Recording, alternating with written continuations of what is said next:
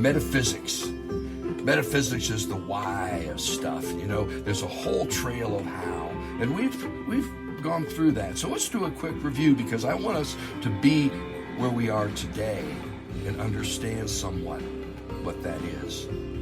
The metaphysics, remember, we have the three big intents. There's the intent of being, the intent of life, and the intent of consciousness.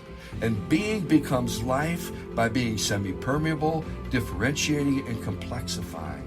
Life becomes aware of itself by semi-permeability, differentiation, and complexification. And now consciousness is doing the same thing. Now, think about it. Before consciousness, being and life were self-regulating. But with consciousness, there's something new to manage: life and being. And how we do that, how we live together as a people, seeing the world in a metaphysical way and all the power and politics that be. My friends, we are in the middle of a story that is so trippy. And we're in it. I think that's one of the things that confuses me today, is people don't realize what's going on, and we're inside one of the biggest stories in the history of the human family in terms of how we manage life and being. In the West, the journey starts with Aristotle and his question about ethics, and what he called the concerns of the city, which is the word politica. That's where politics comes from, the concerns of the city. You see, he believed humans, and it's pretty much borne itself out, were meant to live together. And so how do we do this? How do we create an ethics, a household, and a community? Now, another aspect of this is who can participate, the citizens.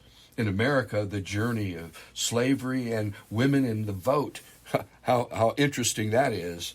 It's this journey, again, semi-permeability, complexification, and differentiation. So today what we're doing is the world has created all these pockets of relationships, from democracy to despots. And it's how do we create cohesive and sustaining communities?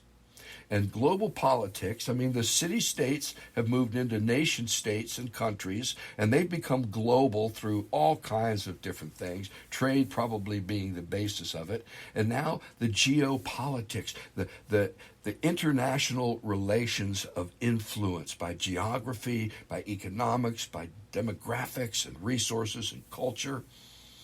And if you go online and you go to the think tanks, they've identified 47 geopolitical regions, and I'm not going to even dare to touch that. But think of Europe as a geopolitical unit. Think of North America as one and South America as another. They are different bundles of interest. The Middle East is a great one. And now you see that there's this process going on today of trying to consolidate one's geopolitical sensibility. China's trying to do that with Taiwan and Hong Kong and Japan. Russia's trying to do it with Ukraine. These international relationships, if we begin to look at them through a metaphysical lens, it really is kind of cool. It allows us to see what consciousness is doing. This differentiating, this complexifying, this semi-permeability, how we're trying to be open, but we don't want to be all the way open. We seek to not facilitate the flow these days, but to try to slow it. Think about that. All around the world, here in this country, we're trying to, we don't want to admit the change that's banging at our door, so what we do is we impede it. We hold on to what was and see the world as something to hold on to and not something to facilitate a process of this constant change. Because let's face it, the one thing that is always there is change. It's ubiquitous. So for being, life, and consciousness to grow and thrive, we must manage the way power and relationships are mediated. And today, we're at a global impasse. Our metaphysical assumptions are are literally at the root of both our solutions and our conflict. And I think science is doing the best it can to kind of sort this out, to help us understand and our assumptions versus what is real, sorting out the religion and the politics and the culture and all those little pieces and saying, what is the true thing we should all accept? Because what assumptions are is norms. Think about the America in the 17th and 18th century. Literally, slavery was a norm. Remember that scene from Huckleberry Finn, where Huck realizes he can turn Jim in, his slave, and he'll go to heaven, but if he doesn't turn him in, he's going to go to hell, and he decides, I'd rather go to hell and have my friend Jim. Wow, what a great conflict point in America's history. And so the world is fighting for a global norm.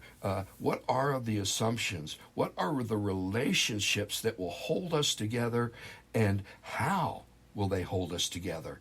And that's part of what we're fighting over right now: democracy versus a despot, and how do we manage that? So today the world has all these geopolitical areas of interest, and they're interacting in a way that we're all becoming interdependent, and we cannot just say we don't want to deal with those people, because the fact is, if we don't deal with the people, something's going to happen. We're going to get an influx of immigration, or there's going to be conflict, or something is going to happen. So how do we create the proper relationships, the proper power structures? I don't know, but I think that our metaphysical assumptions are going to play into that, and they're at the root of what it is that we need to address. And I just laid out a whole bunch, my friends, and it was a shotgun thing. There's no real order to it. So, Marianne, I'll turn it to you first. Metaphysics and power systems of relationships. Well, yes, you did throw out quite a bit there. And, I think it seems like it's such a complex thing, but I think it all boils down to the one idea that it is about power and how we wield our power and how others wield their power. And it's also about fear, because you were talking about all of the change that's happening and how people really want to hold on to, or they want to impede that progress. They want to impede the change that is clearly coming. And that's, I think, stems from being afraid. And then, thinking about us as being interdependent, and that's not just, we are interdependent for our own survival of the planet. And the things that happen around the world affect the planet, and that affects all of us.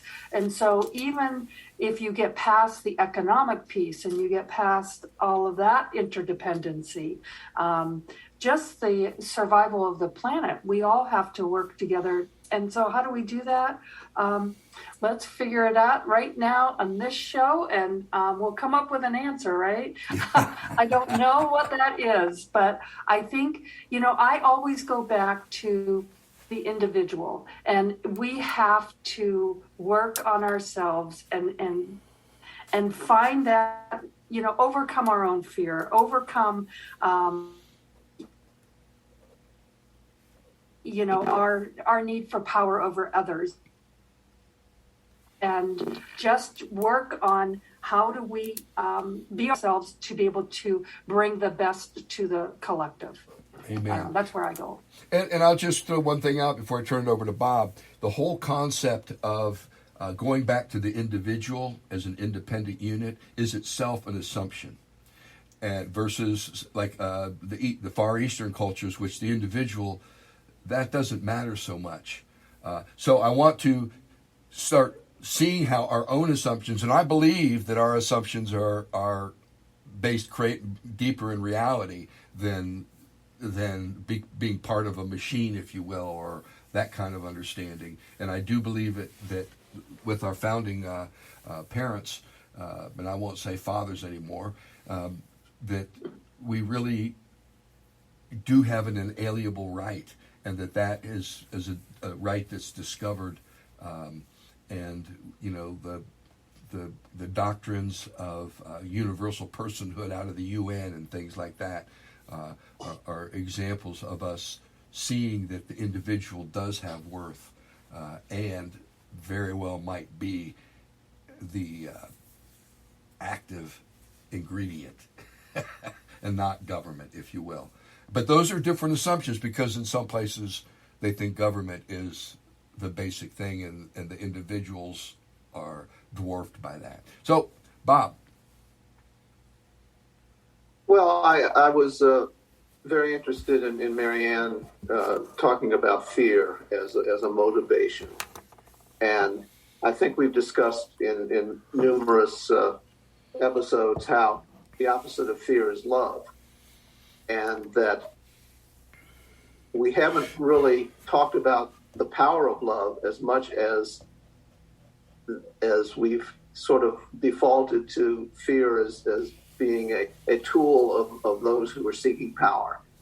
But ultimately, the true power is that which brings us together, that which allows us as not just individuals, but as groups and all the way up the chain to the planet are able to work together. And I don't know, I'll just use immigration as an example. It seems like the discussions about immigration seem to revolve so much around fear. They're going to take our jobs. They're going to bring drugs across the border. All of these different things that are triggers to get people to be afraid of immigrants. When in reality, economically, we need immigrants. Philosophically and morally, they're our brothers and sisters that need our help. They're coming here to try and get a better life just the same way our ancestors did. But yet we're in this loop that we seem to not be able to get out of in our political discourse. It's dominated by fear that we don't even look at ways in which love could help us solve some of these problems. For example, how much money are we spending on border agents when we could take some of that money and develop safe havens with job counselors? Yeah. Well, and I think instead of somebody with a rifle, somebody with a clipboard that says, "Oh, you've got some skills. You're a mason. You used to build houses in your country. You could build houses here. Let's." Well, and I think that's one of the big pieces of. I'm cutting you off because I don't want to get too caught up in the weeds. I want us to see the global picture, and immigration, of course, is one. And there's a few reasons for immigration. I mean, part of the reason we don't want conflict is because we don't want to deal with the immigrants. And I'm not talking about just America. I'm talking about Europe and everywhere else. The whole concept of South Americans heading to North America. These are geopolitical issues, and I say geopolitics because it has to do with resources, it has to do with distribution of resources, it has to do with the relationships, and I think that you all are both onto something in terms of the fear, because fear is what keeps us from moving forward, and yet it is also a good governor, if you will, in the sense of a motor, that makes us consider stuff that we need to consider before we, go into the future, not with consideration. And I think that that's part of the journey, is looking at our assumptions. Bob, as you were laying out what immigration is, a lot of assumptions in there. And I'm not saying I don't agree with them, because I do. But my point is, there are these pieces that underlie us, and fear is used very productively in China, and so it has a place in some people's universe of assumptions. And I disagree with that because I believe in, Marianne, you said that you used the word individual at the very beginning, and this week I realized that's one of my assumptions. I really believe it's about individuals. When I look at China, I see Xi. I look at his personal history, his family of origin, how he grew to where he thought he had that kind of power and should have it in terms of managing relationships. However, when the individual is given too much, what you get is Trump. You get all these people who, their fear has compounded itself where they are challenging the truth itself and creating a parallel narrative. And I say parallel because two parallel lines never intersect. And I don't think the right-wing narrative intersects with anything real these days. Yeah, but you're talking about something different there, I think. But anyway, I didn't mean to cut you off. No. And what do you mean when you say that? Well, because when you're talking about those, that's not the personal power I'm talking about. That's power. That's when people start to believe that they are allowed to have power over others. The personal power that I'm talking about is where you are responsible to recognize you have assumptions, to recognize that not the whole world thinks like you, not the whole world is right, thing that I was trying to allude to. Power over yourself. Power over yourself, and power that you are innately, power over your fear, right? Because we all do things out of fear that typically we regret. And usually it's something that we could have avoided if we would have claimed our own personal power, right? But power over another, none of us have the right to do that. Yeah. And in terms of all the things you've just said, it elucidates how difficult this is, because what you're talking about is healthy boundaries, having a sense of what wholeness and health is, and all of that, and being part of one's own dialogue and being willing to get outside one's comfort zone. If you don't get outside your comfort zone, you don't learn shit. You're just chasing your own ass in your own head. And I know that. I know that for a fact. So I think that part of what's going on today is a huge constriction of people's understanding of who they are and how they are and what they've seen themselves as defined by. That they've defined themselves by a certain ideological perspective, a certain biblical perspective, whatever. And if something goes against that, it moves into the category of evil. The whole inability of people not being able to intentionally step outside their comfort zone is a huge piece of what ails the human family. I think that we all need to do that. I think you can't talk about a healthy individual if you don't do that. You can't talk about a healthy culture that doesn't do that, or a healthy country that doesn't do that. And so it's a constriction of possibilities, possibility to step outside themselves. They don't even believe that there is such a thing as outside themselves. And it's how we open them up to those possibilities of the way they can behave if they so choose. And you can't choose to behave a certain way if you don't believe that it's possible to behave that way. Or if you think that way is evil. I mean, that was the whole thing with Huck Finn. He had to choose between evil and goodness, and evil... It's because his moral possibilities had been constricted so much that he didn't see anything he saw anything outside of that so-called normal behavior, which in those days was to have slaves. He didn't see that it was possible to step outside of that.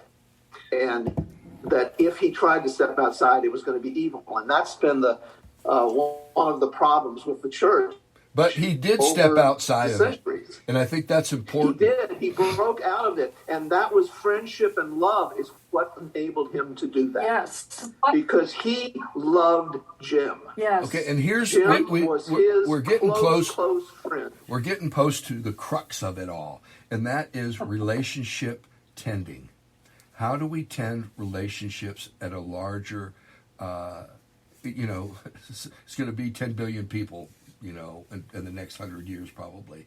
How do we tend those relationships? How do we tend them in such a way that everybody can have a sense of fulfillment and wholeness and a journey? What constitutes the concerns of the city? And what politics has become today is the concerns of the planet.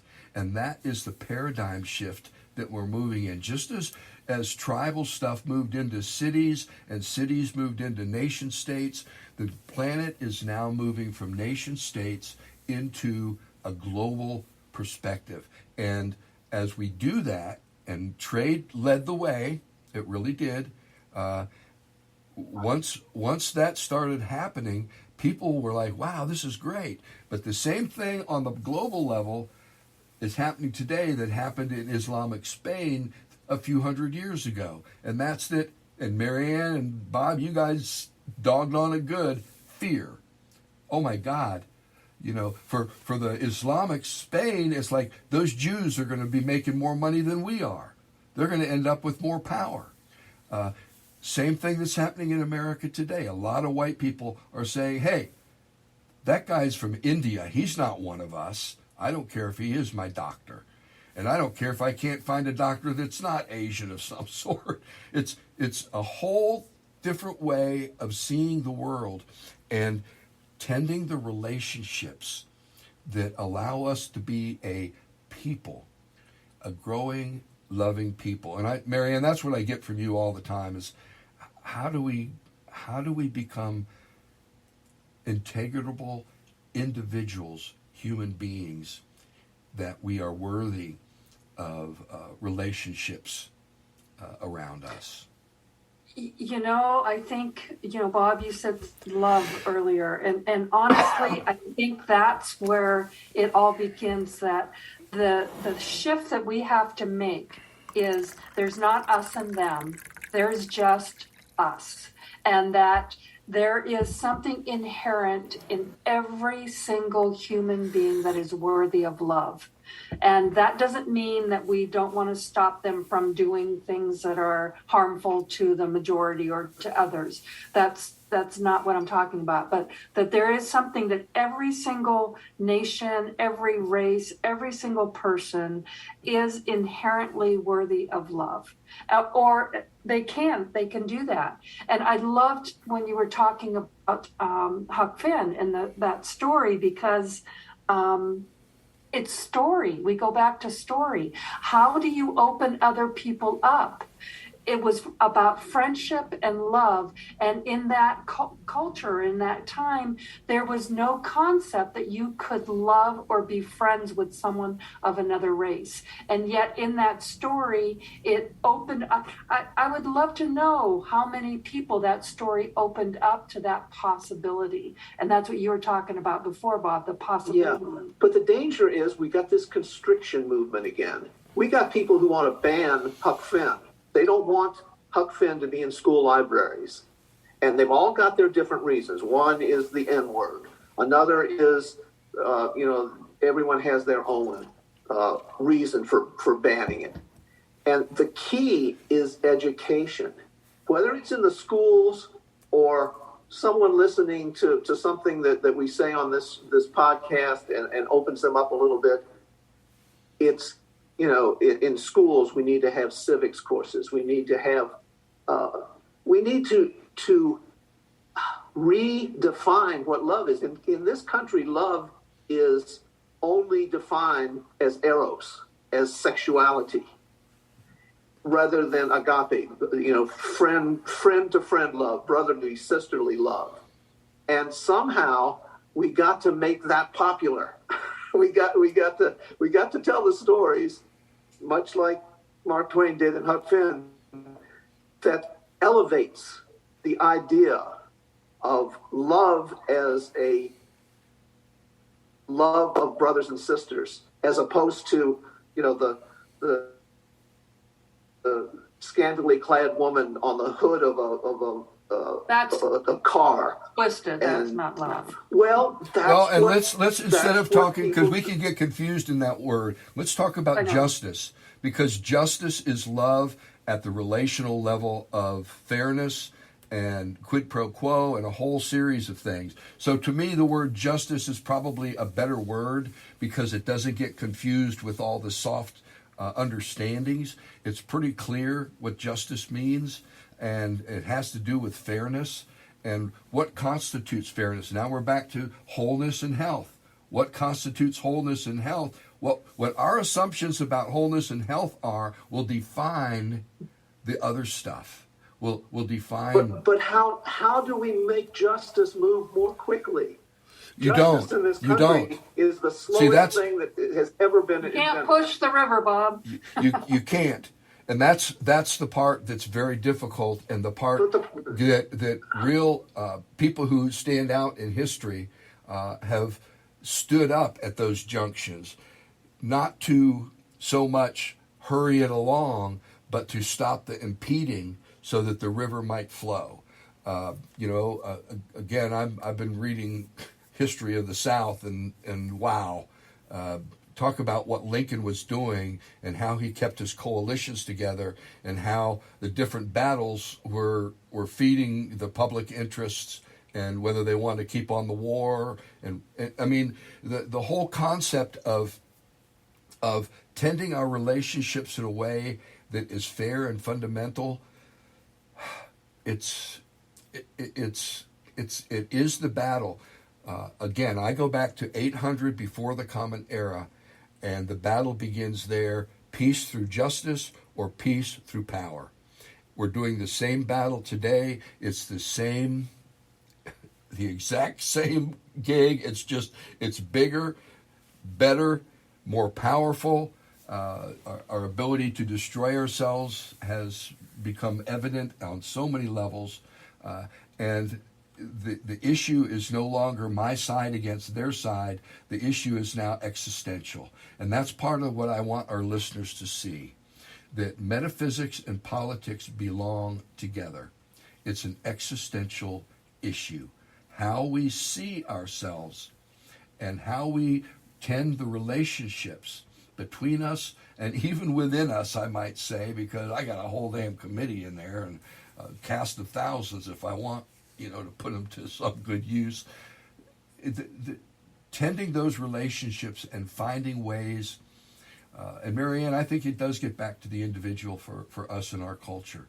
How do we grow individuals that are fully embodied within the culture itself and want to participate in such a way as to create more justice? And I hate to say it, but we are about there. So, Bob, final comments? Well, I'll try and stay optimistic. It's not an optimistic time, so. Again, I get back to the idea that we have to find ways to educate the individual in such a way that they feel the ties to other individuals all the way up and down the line, that they realize their actions are important in a global environment. What was the phrase? Think globally and act locally. And we have to find ways that people will find rewards out of acting locally in such a way that they feel part of this global family. And it's got to start with the kids. It's got to. We've got to have education starting day one. Amen. Marianne, final comments? Well, I love what you said, Red Hawk, and I think it boils it all down to people have to want to participate, and they have to want to be part of things. And You know, it is global, but what we do matters. What we do in our own little world, in our own little life, matters globally. And Bob, you said this too. I mean, it does, the ripple effects reach out. And I think that is the most important thing. Number one, realizing that we do make a difference. And number two, being willing to step out and participate in the process. Amen. So where do we go? Where do we go from here? Well, I'll tell you where we go. We go where we talked about here earlier. You see, consciousness, and I'll be honest, we don't even know what consciousness is, man. Every thought is a freaking mystery. Believe it, believe it. But consciousness, Bob used the word tied together. Mary Ann and I both talked about participating. We are connected. Consciousness is a connection. It's not me over here and you over there and you got your consciousness and I got mine, although there's truth to that. But there's another piece, and that's there's something that dances between us when we talk, when we communicate. It's this important piece where we find ourselves with each other, sometimes in spite of ourselves. So what are we going to do with it? And I think it is about connection. It really is about this mystery of me and the mystery of you somehow finding a place to meet. I like Rumi, let us meet out there beyond right and wrong. But no matter where we meet, it better be full of justice. And I think that's one of consciousness's great intents. The intention to be just and fair. And it's conscious. My friends, may the peace of the one be all over you.